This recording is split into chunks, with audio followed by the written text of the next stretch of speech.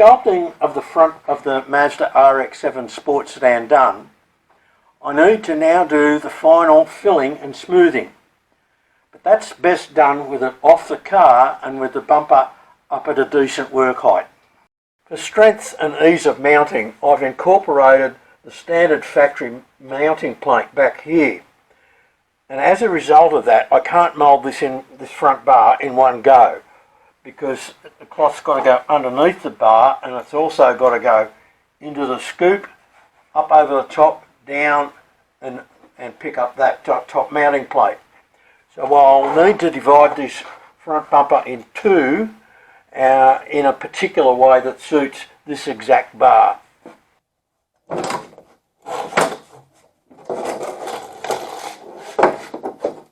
Definitely easier with this up on a workbench.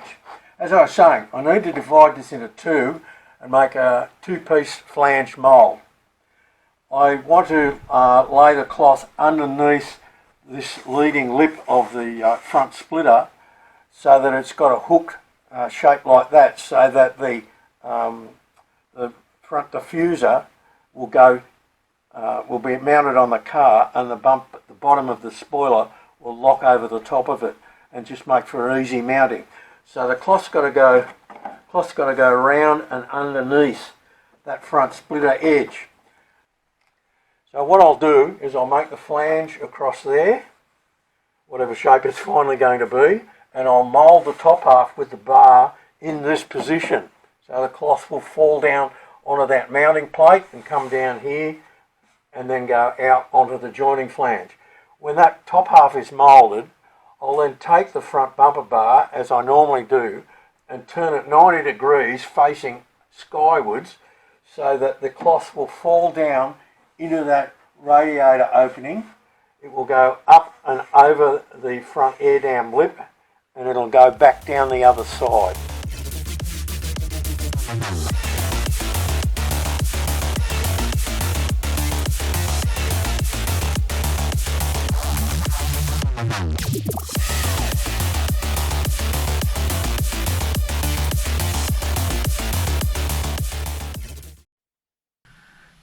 I've at last finished sculpting the front bar for this Mazda.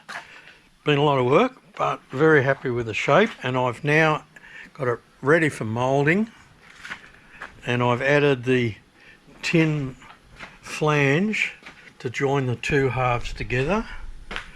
I've bolted it underneath on the opening, and then around here I've bent it at 90 degrees and screwed and taped it to the die. I've got a little bit of filling to do in here with clay,